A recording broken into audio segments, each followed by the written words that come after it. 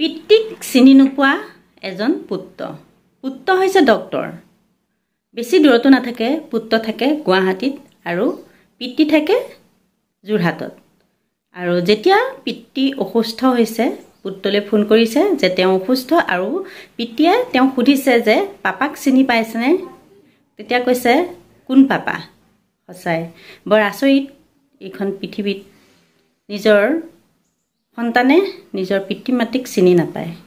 বহুত আচৰিত ঘটনা।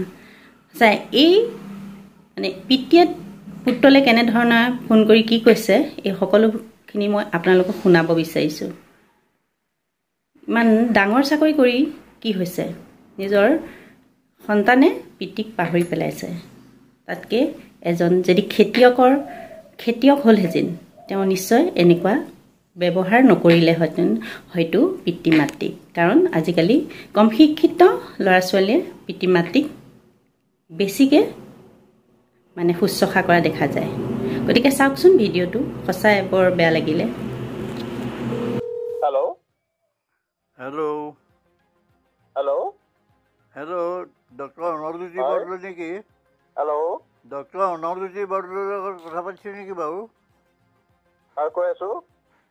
আচ্ছা, আপুনি ঘৰত আছেনে? ক'ত আছে? হা? আপুনি ঘৰত আছেনে চেম্বাৰত আছে? আপুনি কিহৰ কাৰণে ফোন কৰিছে বাৰু? নহয়, মই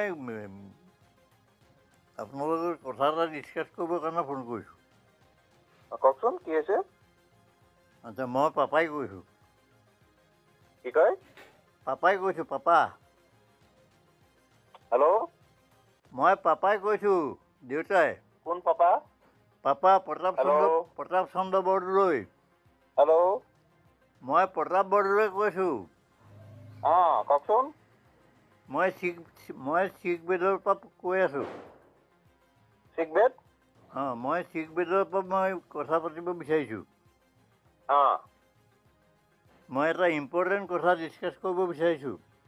অঁ বুজি পাইছেনে নাই এতিয়া কোনে কৈছে? অঁ, কওকচোন। নহয়, বুজি পাইছেনে নাই কোনে কৈছোঁ? কথাটো কওকচোন, কি আছে? নহয়, কথাটো মই কওঁ, আগতে বুজি পাইছেনে নাই? কথাটো ক'লেহে মই বুজি পাম, একো কোৱাই নাই। নহয়, পাপা বুলি কওঁতে বুজি পাইছেনে নাই? অঁ, বুজি পাইছোঁ বাৰু, কওকচোন।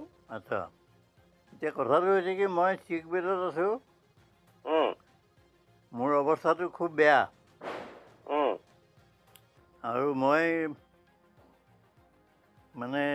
লাষ্টত মই কেইটামান ইম্পৰ্টেণ্ট কথা ডিছকাছ কৰিব বিচাৰিছোঁ।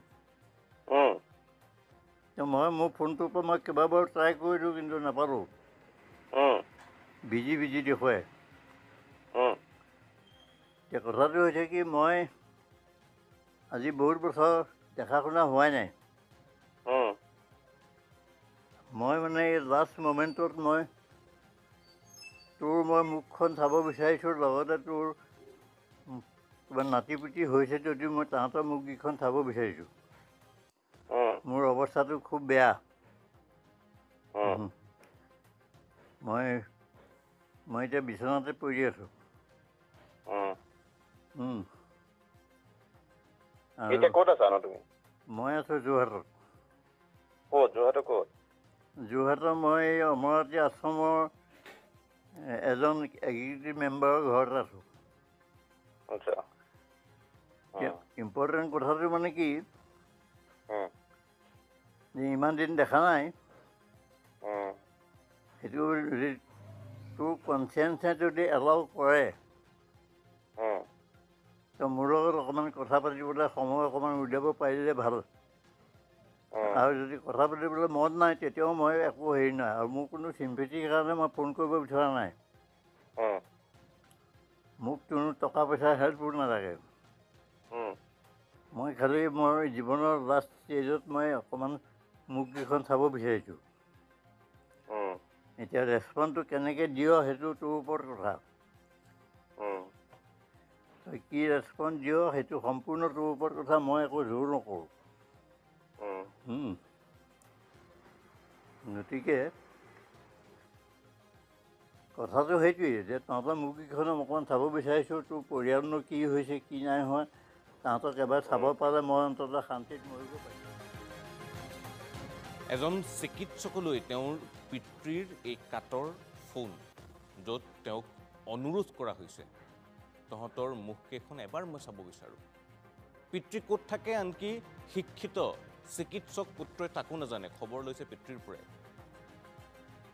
এনে এখন সমাজত আমি বাস কৰিছোঁ, যিখন সমাজত পিতৃ মাতৃক পূজা কৰা হয়, ভগৱানৰ সমান জ্ঞান কৰা হয়। সেই সমাজখনতেই নিজৰ সন্তানক উচ্চ শিক্ষিত কৰি তুলিলে পিতৃয়ে, চিকিৎসক হ'ল সন্তান, আৰু তাৰ পিছত সেই পিতৃ ক'ত আছে তাৰ খবৰো সন্তানৰ হাতত নাই। আৰু মৃত্যু প্ৰাক মুহূৰ্তত তেওঁ নিজৰ পুত্ৰক অনুৰোধ কৰিবলগীয়া হৈছে যে এবাৰ সেই সময়ত তহঁতৰ মুখখন মই চাব বিচাৰোঁ।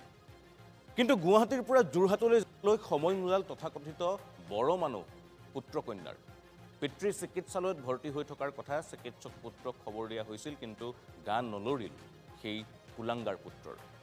অৱশেষত পুত্ৰৰ মুখ নেদেখাকৈ বুধবাৰে শেষ নিশ্বাস ত্যাগ কৰে প্ৰতাপ চন্দ্ৰ বৰদলৈ। আপুনি যে মাত শুনিলে মানুহজনৰ, যিজন মানুহে নিজৰ পুত্ৰক ফোন কৰি প্ৰথমতে চিনাকি দিবলগীয়া হৈছে নিজৰ নামটো কৈ।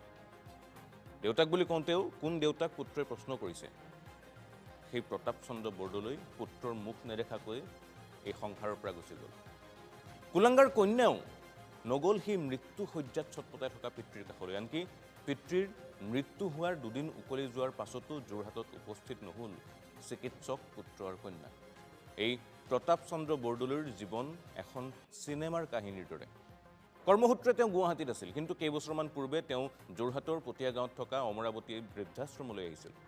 তাতেই তেওঁ লগ পাইছিল আশ্ৰমখনৰ কাৰ্যকৰী সদস্য বিনীত দত্তক। দত্তৰ সৈতে তেওঁৰ আত্মীয়তা ক্ৰমাৎ বৃদ্ধি পাইছিল। আশ্ৰমৰ বাবে তেওঁ এবিঘা মাটিও ক্ৰয় কৰি দিছিল আৰু আশ্ৰমখনলৈ প্ৰায়ে অহা যোৱা কৰিছিল প্ৰতাপ চন্দ্ৰ বৰদলৈ। কিন্তু 3 বছৰ পূৰ্বৰ পৰা যোৰহাটৰ পটীয়া গাঁৱৰ কোচগাঁৱৰ সেই বিনীত দত্তৰ ঘৰতেই থাকিবলৈ লৈছিল প্ৰতাপ বৰদলৈ। কিন্তু শেহতীয়াকৈ তেওঁৰ স্বাস্থ্যৰ অৱস্থা বেয়া হোৱাত তেওঁ গুৱাহাটীত থকা চিকিৎসক পুত্ৰ অৰ্ণৱ জ্যোতি বৰদলৈলৈ ফোন কৰি নিজৰ ইচ্ছাৰ কথা পুত্ৰক কৈছিল, কিন্তু পুত্ৰ নাহিল, যাৰ বাবে দুখত ভাগি পৰিছিল প্ৰতাপ চন্দ্ৰ বৰদলৈ। ক্ৰমাৎ স্বাস্থ্যৰ তেওঁৰ অৱনতি ঘটে, যাৰ বাবে বিনীত দত্ত আৰু পৰিয়ালে যোৰহাট চিকিৎসা মহাবিদ্যালয়ত তেওঁক ভৰ্তি কৰিছিল। চিকিৎসালয়ত থকা কেইদিন তেওঁলোকে তেওঁক শুশ্ৰূষা কৰিছিল, কিন্তু নিয়তিৰ ওচৰত হাৰ মানি প্ৰতাপ চন্দ্ৰ বৰদলৈ পুত্ৰৰ মুখ নেদেখাকৈয়ে বুধবাৰে পুৱা চিৰদিনলৈ গুচি গ'ল। তেওঁৰ দেহ ইলোৰা বিজ্ঞান মঞ্চলৈ ইতিমধ্যে দান কৰি গৈছে।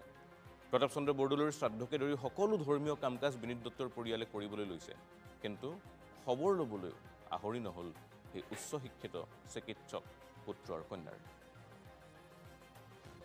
ঘৰতে আছিল নহয় জানো? ঘৰতে আছিলে। কি হয় সম্পৰ্কত আপোনালোকৰ? সম্পৰ্ক মানে চকুৰ চিনাকি। চকুৰ চিনাকি মানে তেওঁ আশ্ৰম অমৰাৱতী নিশ্চয় আপোনালোকে গম পায়। আশ্ৰমৰ তেওঁ এজন এক্সিকিউটিভ মেম্বাৰ হৈছিলে আৰু তেওঁ বিশেষ দানো দি থৈ গৈছে। তেওঁ বিঘা মাটি তাত দি থৈছে। সেই সূত্ৰে আমাৰ ঘৰত মোৰ দাদা বিনীত দত্ত তেখেতৰ লগত যোগাসূত্ৰ হৈ সেই সম্পৰ্কত আমাৰ ঘৰৰ লগত সম্পৰ্কটো হ'ল। সম্পৰ্ক হৈ তেওঁ 3টা বছৰ আমাৰ লগতে থাকিলে, আমাৰ নিজৰ অভিভাৱক হিচাপে থাকিলে। তেওঁ সকলো ক্ষেত্ৰত সুখ দুখৰ কথা সকলো তেওঁ কয়, আৰু সেই কাৰণে তেখেতক আমি নিজৰ পিতৃ বুলি ভাবোঁ। কাৰণ আমাৰ দেউতা 1985 চনতে ঢুকালে। সেই সূত্ৰে তেখেতক আমি পিতৃ হিচাপে পাই আমিও বৰ সুখী হৈছিলোঁ। হঠাৎ কালি তেওঁ আমাৰ মাজৰ পৰা গুচি গ'ল। আমি বৰ দুখ পাইছোঁ সেইটোত। সেইদিনা ফোন কৰিছিলোঁ মই, এই বোলে এনেকুৱা কথা আপোনাৰ দেউতা, কিন্তু আজিলৈকে ফোন কৰা নাই। দেউতাই মোক ফোন নম্বৰটো দিলে তেখেতে প্ৰতাপ বৰদলৈ, যে মোৰ ল'ৰালৈ ফোন এটা তুমি কৰিবাচোন। তাৰপৰা মই ফোনটো কৰিলোঁ, কিন্তু তেওঁ ফোনটো ৰিচিভ কৰিলে বাৰু। গোটেইখিনি সকলো কথা মই বিতংকৈ ক'লোঁ যে এনেকুৱা অৱস্থাত আছে, আপুনি পাৰিলে পাক এটা মাৰিব পাৰিব, আহিব। তেখেতে ফোনটো কৰি পিছত মোক ক'লে আপুনি বাৰু পিছত যোগাযোগ কৰিব, কিন্তু আজি তাৰিখলৈকে ঢুকুৱা আজি 24 ঘণ্টা হৈ গ'ল, আজিলৈকে কোনো তেওঁলোকৰ আমি ৰেচপন্স নাপালোঁ। এতিয়া কৈ থৈ গ'ল।